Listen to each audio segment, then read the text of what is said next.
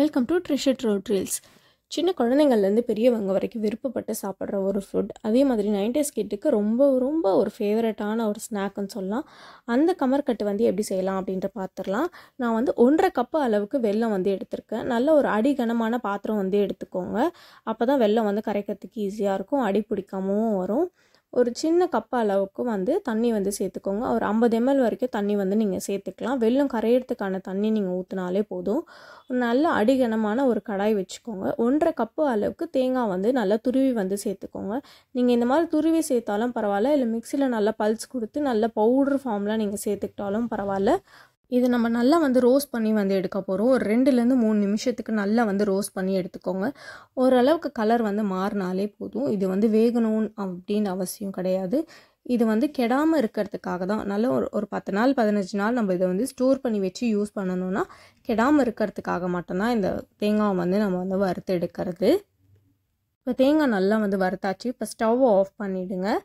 இல்லை நீங்கள் இதே ஸ்டவ்வில் நீங்கள் வெல்லத்தை சேர்த்தாலும் பரவாயில்ல. நான் குக்கரில் தான் வெல்லத்தை வச்சுருக்கேன். இப்போ வெல்லத்தை நல்லா மெல்ட் பண்ணி எடுத்துக்கலாம். இப்போ ஒரு சைடில் தேங்காய் ரெடி பண்ணியாச்சு.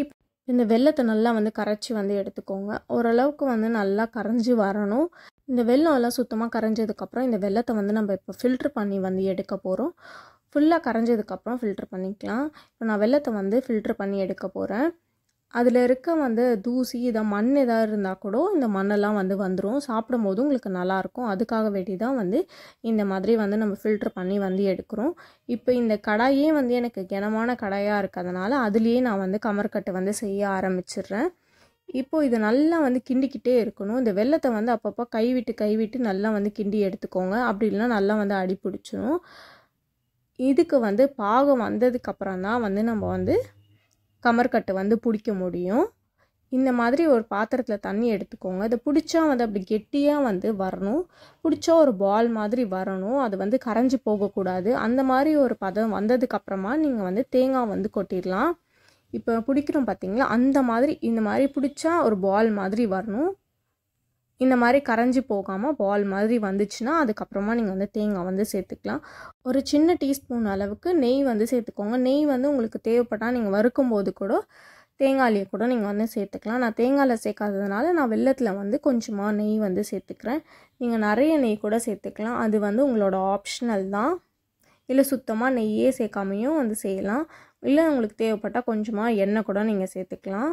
நல்லா இந்த மாதிரி கிண்டி விட்டுக்கிட்டே இருக்கணும். அது நல்லா கொதித்து அந்த தேங்காயும் அந்த வெல்லமும் நல்லா ஒன்றோட ஒன்று சேர்ந்து அது நல்லா வெந்து வரணும்.